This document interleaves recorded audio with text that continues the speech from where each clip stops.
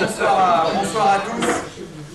Très heureux de m'exprimer devant vous comme tête de liste pour les élections européennes. C'est la deuxième fois que je viens ici dans cette salle avec Marie et avec Serge sur votre invitation et j'en suis vraiment très heureux. La dernière fois, c'était pour parler des enjeux du logement et aujourd'hui pour parler des futures élections européennes. Ces élections européennes, elles auront lieu le 26 mai prochain.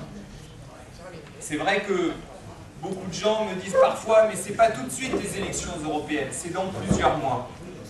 Dans le même temps, moi je suis vraiment très convaincu d'une chose, c'est que ces élections, elles ont une importance cruciale pour l'avenir de l'Europe et pour l'avenir de notre pays.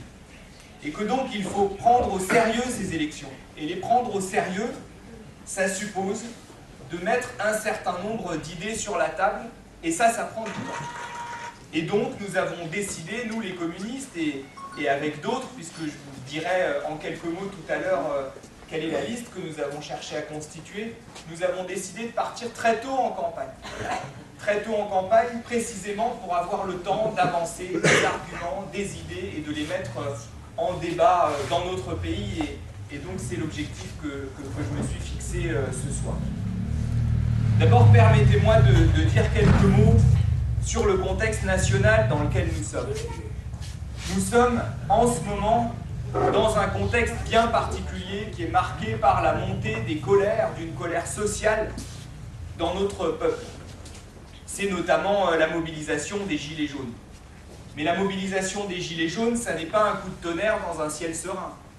Ça fait maintenant plus d'un an et demi depuis que Macron est président de la République, il y a des mobilisations qui se sont levées dans notre pays. C'est la colère des salariés qui ne supportent plus de ne pas pouvoir tout simplement vivre de leur travail.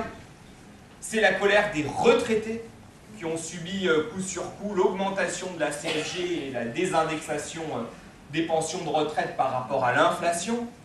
C'est la colère de beaucoup de jeunes qui ne voient pas de perspective d'avenir aujourd'hui et auquel le gouvernement a imposé Parcoursup, qui n'est rien d'autre que la mise en place de la sélection à l'université.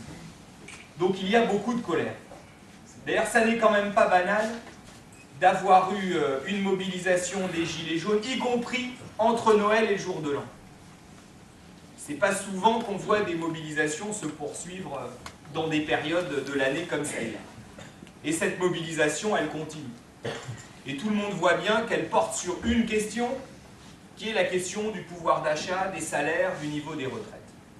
Et c'est une mobilisation qui non seulement dure, mais continue à recueillir le soutien de la majorité des Français. Il y a toujours 2/3 des Français qui disent soutenir cette mobilisation des Gilets jaunes. C'est donc que cette mobilisation, elle a touché juste, et elle a touché une colère qui est une colère très massivement ressentie par le peuple, par des millions de gens qui ont des difficultés de pouvoir d'achat dans notre pays. Je voudrais insister sur un point. C'est que contrairement à ce qu'on entend parfois, cette colère, cette difficulté sociale, elle n'est pas née de nulle part. Elle est très largement liée à des décisions qui ont été prises par les gouvernements successifs et singulièrement par le gouvernement d'Emmanuel Macron. Il y a des responsabilités politiques derrière les difficultés de pouvoir d'achat que ressentent des millions de nos concitoyens. Emmanuel Macron, il n'était pas obligé de diminuer les allocations pour le logement, les APL. Vous vous souvenez d'ailleurs à l'époque, quand il a baissé les APL de 5 €, on en a parlé d'ailleurs la dernière fois quand j'étais venu, il a dit « Je m'adresse aux propriétaires et je leur demande de baisser les loyers d'autant ». J'aimerais bien voir quels sont les propriétaires qui ont baissé les loyers de 5 € pour compenser la baisse des APL. Il n'y en a pas beaucoup à ma connaissance. Il n'était pas obligé de baisser les APL, il n'était pas obligé de geler les pensions de retraite, il n'était pas obligé de geler les allocations familiales. Surtout que dans le même temps, et les Français l'ont bien compris et bien vu, le gouvernement a pris un certain nombre de décisions indécentes qui ont constitué des cadeaux monstrueux au profit des ménages les plus riches. Vous savez que les 5000 Français les plus riches, c'est 0,01% de la population française. Ces 5000 Français qui ont un revenu de 2 millions d'euros par an, ou plus.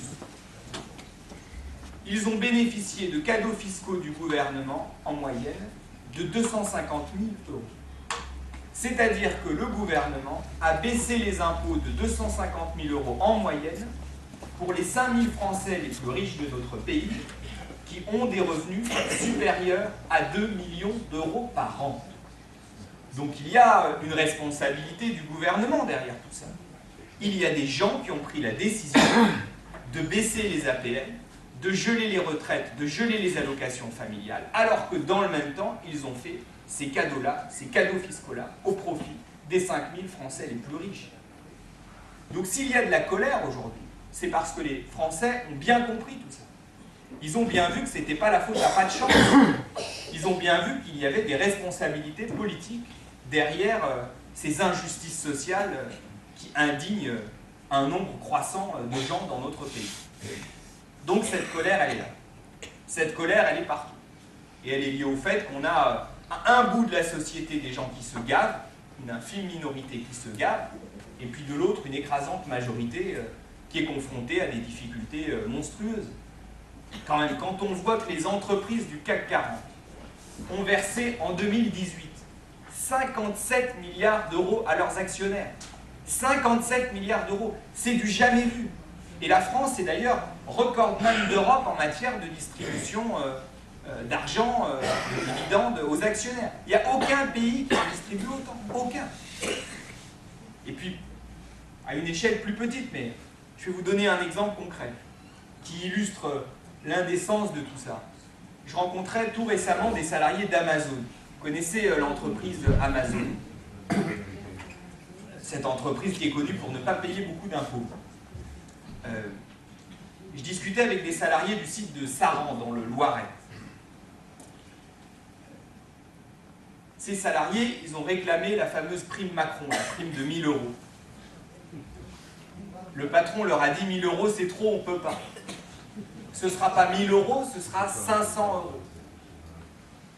Puis, 2 jours après, il y a eu la publication par une organisation non gouvernementale qui s'appelle Oxfam de la liste des hommes et des femmes, enfin c'est plutôt des hommes d'ailleurs, les plus riches du monde. L'homme le plus riche du monde, il s'appelle Jeff Bezos. C'est le PDG, le fondateur d'Amazon. Il a un patrimoine, une fortune personnelle de 130 milliards d'euros. Et ces gens-là nous expliquent qu'ils n'ont pas les moyens de verser la fameuse prime Macron défiscalisée de 1 000 euros. D'ailleurs, j'ai vu tout récemment là que Amazon a déposé un brevet pour mettre en place un bracelet électronique afin de surveiller ses salariés. Et cette même entreprise vient de licencier 4 salariés parce qu'ils ont posté sur Facebook des messages de soutien aux Gilets jaunes. Donc oui, il y a beaucoup de colère dans notre pays.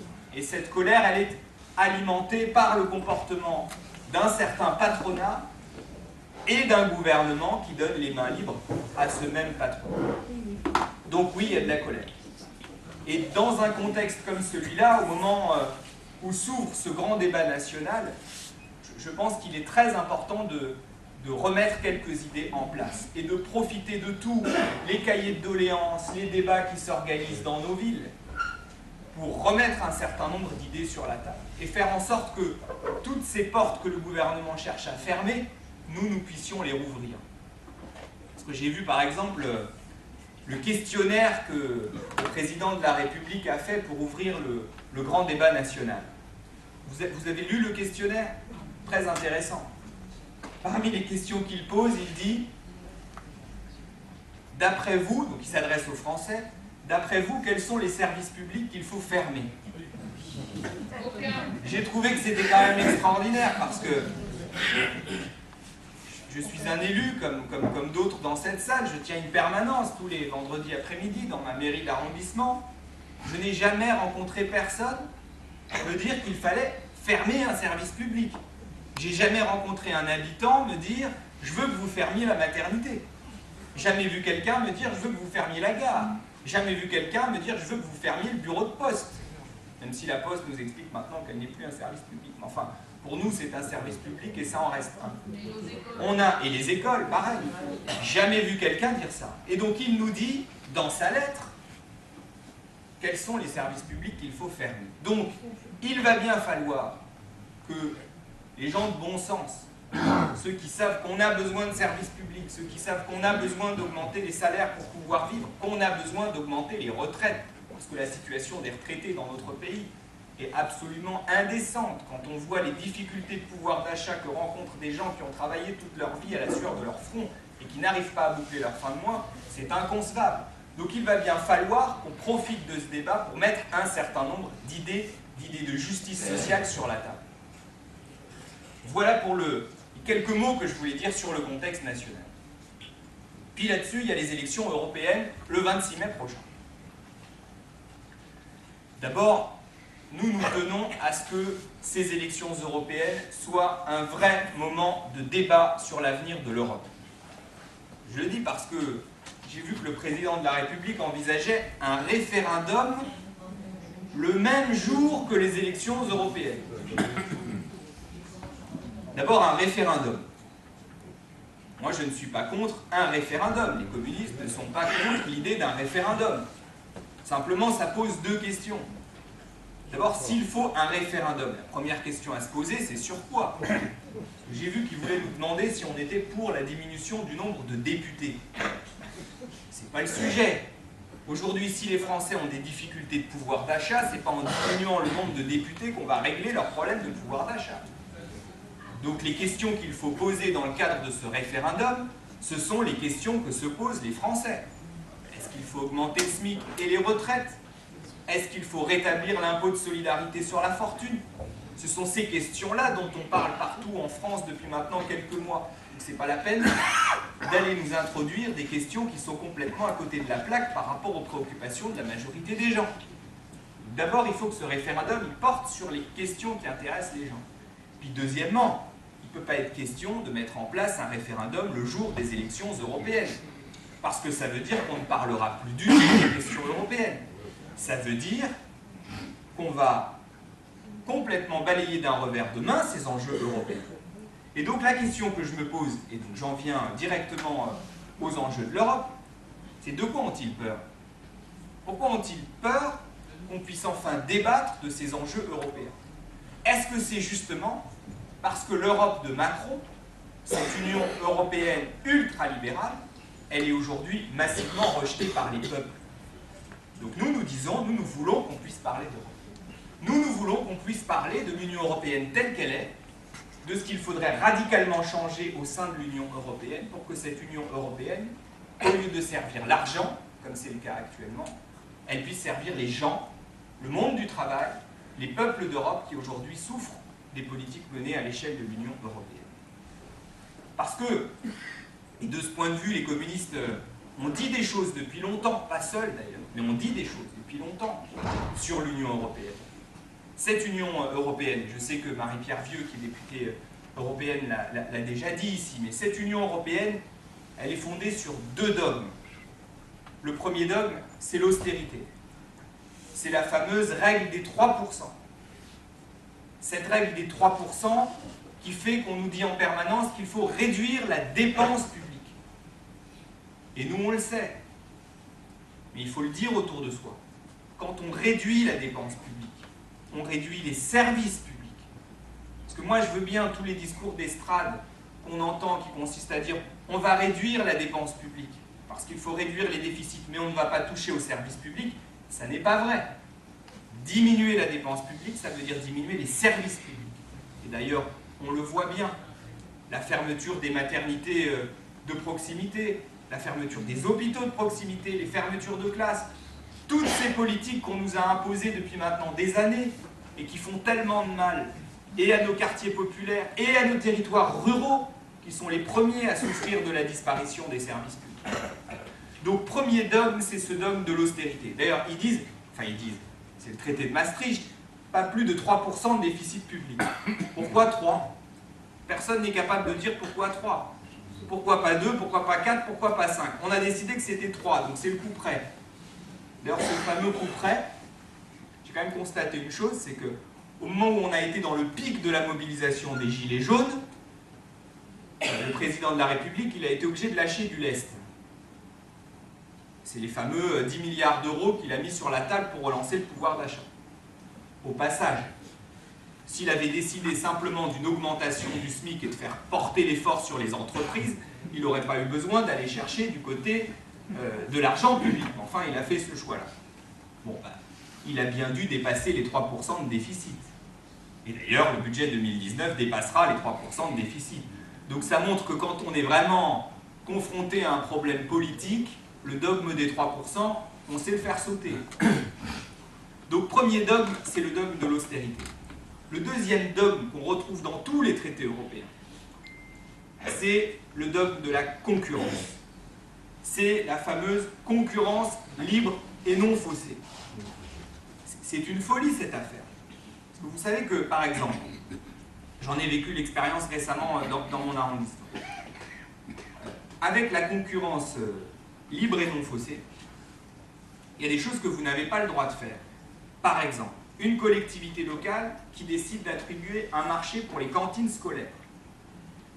Elle n'a pas le droit de mettre ce qu'on appelle des clauses de distance. C'est-à-dire qu'on n'a pas le droit de dire on veut acheter local.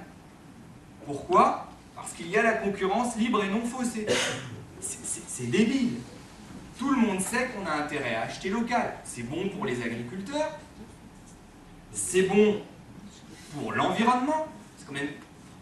C'est quand même un monde qu'on aille chercher des produits à l'autre bout de la France, voire pire, alors même qu'on a de très bons produits près de chez nous. On n'a pas le droit de faire ces fameuses clauses de distance. Donc on trouve des moyens par des biais divers pour faire en sorte que les marchés soient attribués de telle sorte que malgré tout on puisse acheter local. Mais enfin on est obligé de se faire des nœuds dans le cerveau à cause de cette règle de la concurrence libre et non faussée. Autre exemple, récemment dans ma région, on faisait un marché public pour refaire les rames du métro.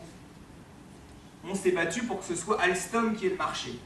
Et on s'est dit, c'est bien, on va pouvoir créer de l'emploi à Valenciennes parce que dans l'usine de Valenciennes, Alstom a l'habitude de faire des rames de métro. Ben non, les rames de métro, elles doivent être fabriquées en Pologne ou en Tchéquie parce qu'on n'a pas le droit d'écrire dans le marché qu'on souhaite que ces rames soient fabriquées en France. C'est une folie, y compris d'un point de vue environnemental. Aller balader des rames d'un bout à l'autre de l'Europe, c'est quand même pas ce qu'il y a de plus intelligent. Donc ça, ce sont ces fameuses règles de la concurrence libre et non faussée. Donc nous disons qu'il est temps de rompre avec ces logiques de concurrence débridée. Et d'ailleurs, quand on y réfléchit quelques secondes, on a créé l'Union européenne. L'Union européenne a été créée. En principe, quand on crée une union d'États et une union de peuples, c'est quand même pas fait pour qu'on se tire dans les pattes à coup de concurrence libre et non faussée. Le sens qui devrait être celui de cette union, ça devrait être de se serrer les coudes, pas de se tirer dans les pattes. Donc ça devrait être de construire des partenariats, des coopérations, ce qu'on a fait avec Airbus d'ailleurs, plutôt que de se tirer dans les pattes en permanence et de nous tirer vers le bas au lieu de nous tirer vers le haut à coup de concurrence déloyale entre des pays comme le nôtre et des pays de l'Est qui ont un SMIC à 400, 500 euros. Parce que c'est quand même ça la réalité. Donc il est temps de rompre avec la logique de ces traités européens. De rompre avec cette logique. Parce que tant qu'on reste dans cette logique-là, on a une Union européenne qui répond aux impératifs des marchés, qui répond aux impératifs des banques, mais qui ne permet pas de répondre aux aspirations de la grande majorité des gens qui vivent sur ce continent. Donc permettez-moi de le décliner en trois axes concrets. D'abord, l'Europe des gens et pas l'Europe de l'argent, c'est la question du travail. C'est la question du monde du travail. Comment on fait en sorte que, au sein de l'Union européenne, le travail paye. Je ne sais pas si vous avez entendu cette interview de Michel-Édouard Leclerc l'autre jour à la radio. Il était l'invité de Jean-Jacques Bourdin. Michel-Édouard Leclerc. Il a dit, il parlait évidemment en général, il disait le travail, il disait le capital paye en France, mais le travail ne paye pas. personne ne l'empêche d'augmenter ses caissières. Hein. Mais enfin, il l'a dit quand même. Et c'est vrai. C'est vrai en France, c'est vrai partout en Europe. 2 chiffres. Au cours des 10 dernières années, le produit intérieur brut au sein de l'Union européenne, c'est-à-dire les richesses produites par les travailleurs d'Europe, elles sont passées de 15 000 milliards d'euros à 17 000 milliards d'euros. C'est-à-dire que les travailleurs ont produit 2 000 milliards d'euros de richesses supplémentaires au sein de l'Union européenne. C'est beaucoup, hein. Et dans le même temps, le taux de travailleurs pauvres est passé de 7% à 10%. Qu'est-ce que ça veut dire? Ça veut dire qu'on a produit plus de richesses et que dans le même temps, on s'est appauvri. Donc ça veut dire que la richesse, elle est allée ailleurs, puisqu'elle n'est pas allée dans la poche des travailleurs. Elle est allée notamment dans la poche des actionnaires. C'est ça la réalité. Et donc ça pose une question fondamentale. Qu'est-ce qui fait que dans la construction de l'Union européenne aujourd'hui, le travail ne paye pas? Le travail ne paye pas. Ou en tout cas, il ne permet pas aux travailleurs de vivre correctement, de vivre dignement. Tout simplement parce qu'on a eu ces logiques de concurrence débridées. Et qu'aujourd'hui, au nom de l'Union européenne, on nous tire vers le bas à coups de concurrence déloyale. Et donc, permettez-moi de décliner quelques propositions concrètes. La première, sur la question des délocalisations. La moitié des délocalisations que la France a subies sont des délocalisations internes à l'Union européenne. C'est-à-dire que nos usines sont parties à l'autre bout de l'Europe. Notamment dans ces pays de l'Est où on a un SMIC 2 à 3 fois moins élevé que le nôtre. Là aussi, c'est quand même une question qui nous renvoie fondamentalement au sens même de l'Union européenne. On n'a pas décidé de se mettre au sein d'une union avec la Pologne pour que la Pologne récupère des usines dont on se serait, nous, débarrassé. Et moi, je ne me fais pas, et je crois que nous, collectivement, nous ne pouvons pas nous faire à l'idée que la France devient un pays désindustrialisé. La France, elle a vocation à garder des usines. Elle a vocation à garder une industrie. Et donc, ça suppose une stratégie industrielle qu'aujourd'hui, on n'a pas. Et on laisse filer nos usines vers les pays de l'Est. Je note au passage quand même qu'un certain nombre de pays d'Europe, eux, se sont battus pour garder leur industrie, y compris l'Allemagne d'ailleurs. Nous avons laissé filer notre industrie en acceptant d'être complètement exposés à cette concurrence déloyale, et ça n'est pas acceptable. Donc nous disons interdiction des délocalisations intracommunautaires, c'est-à-dire interdiction des délocalisations internes à l'Union européenne. On n'a pas créé l'Union européenne pour aboutir au départ de notre industrie vers les pays de l'Est. Deuxième question, la question des travailleurs détachés. On a eu depuis quelques années un afflux de travailleurs détachés dans nos champs, dans nos ports, et ça n'est pas acceptable non plus. Non pas parce qu'on ne peut pas accepter que les travailleurs de l'autre bout de l'Europe viennent travailler chez nous, ça n'est pas un problème. Le problème, c'est dans quelles conditions ils travaillent chez nous. Dans des conditions qui souvent sont abominables. C'est mauvais pour eux, c'est mauvais pour les travailleurs qui sont sur notre territoire parce qu'ils sont confrontés à une concurrence déloyale, là aussi. Et donc nous disons un principe tout simple. On peut être polonais, on peut être roumain, on peut être de l'autre bout de l'Europe. Quand on travaille en France, il faut qu'on puisse bénéficier d'un contrat français et des mêmes conditions de travail qu'un travailleur qui est sur notre territoire depuis longtemps. Parce que sinon, c'est de la concurrence déloyale et ça tire tout le monde vers le bas au lieu de nous tirer vers le haut. Donc c'est très simple, travail en France, contrat français, fin des logiques de détachement. Et puis à plus long terme, la question qui se pose, c'est bien celle d'un SMIC européen aligné vers le haut. Aligné vers le haut. Il ne s'agit pas de faire la moyenne entre nous et ceux qui ont un SMIC à 500 € et de dire ça n'est évidemment pas possible. Mais d'un SMIC européen aligné vers le haut qui serait la meilleure protection contre ces logiques de concurrence déloyale. Alors on nous dit parfois c'est compliqué. Enfin, j'ai quand même regardé une chose. Les députés européens, quel que soit leur pays d'origine, ils sont payés pareil. Et ils ont aligné leur paye vers le haut. Donc je ne vois pas pourquoi est-ce que les députés européens pourraient être payés pareil. Et puis dans le même temps, nos travailleurs à nous, il y en aurait qui seraient à 500 € comme il y en a aujourd'hui au sein de l'Union européenne. Donc oui, la question elle se pose et à mon sens elle mérite d'être posée. Donc la première question et la priorité pour nous, c'est la question du travail et de la juste rémunération du travail. Deuxième question, deuxième pilier de notre projet pour l'Europe, c'est la question des services publics. Ça fait tellement longtemps que l'Union européenne a servi de machine de guerre contre les services publics. Parce que c'est quand même de ça qu'il s'agit, de machine de guerre contre les services publics. Un exemple concret, l'énergie. La directive de libéralisation du secteur de l'énergie, 1996. À l'époque, Alain Juppé avait dit « on va libéraliser le secteur de l'énergie » et le résultat de tout ça, c'est que les prix vont baisser. On a appris la semaine dernière que les tarifs de l'électricité, au mois de mars, ils allaient augmenter de 6%. Donc, on nous dit souvent que nous, on est dogmatique. Enfin là, moi je dis, soyons pragmatiques. Ils nous ont dit ça va faire baisser les prix. Ça a fait baisser les prix? Non, ça a fait augmenter. Donc il faut mettre un terme à ces directives de libéralisation. Parce que ces directives de libéralisation, elles n'aboutissent à rien de positif. Dégradation de la qualité, augmentation des prix. Donc oui, on a besoin de services publics et on a besoin de protéger nos services publics. Donc nous sommes favorables à un moratoire sur ces directives de libéralisation. Puis j'irai même plus loin sur deux points.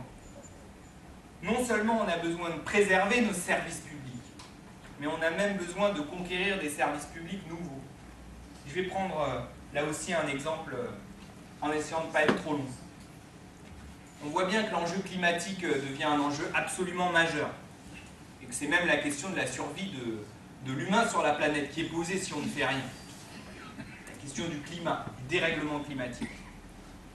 Or on ne le dit pas assez, mais nos dépenses énergétiques, elles sont pour 40% liées à la mauvaise isolation des bâtiments. Pour 40%, ce sont les bâtiments qui produisent ces dépenses énergétiques parce qu'ils sont mal isolés. Eh bien, nous proposons un service public européen dédié à la rénovation énergétique des bâtiments pour réduire notre consommation énergétique, consommation de chauffage notamment, et de cette manière-là, diminuer aussi notre facture. C'est-à-dire que là, on propose une écologie qui est à la fois une écologie qui permet de relever le défi climatique, mais une écologie qui permet aussi aux familles de gagner du pouvoir d'achat. C'est une écologie sociale, pas une écologie punitive qui consiste à dire que vous allez payer, et là vous allez gagner de l'argent, parce qu'on va aider à la rénovation énergétique des bâtiments. Puis pour financer tout ça, pour financer ces services publics, protéger nos services publics, en créer de nouveaux, parce que nous ne considérons pas qu'il faut fermer des services publics, nous considérons qu'il faut en recréer, là où ils ont été détruits. Il faut évidemment de l'argent. Alors vous le savez peut-être, mais il existe une banque centrale européenne qui se glorifie en disant qu'elle est indépendante. Elle est surtout indépendante des gens. Donc elle n'est pas démocratique, comme tout ce qui est indépendant du peuple. Cette Banque centrale européenne, depuis 10 ans, elle a versé 3 000 milliards d'euros aux banques privées. 3 000 milliards d'euros aux banques privées. Sans aucune espèce de condition. Sans aucune espèce de contrepartie.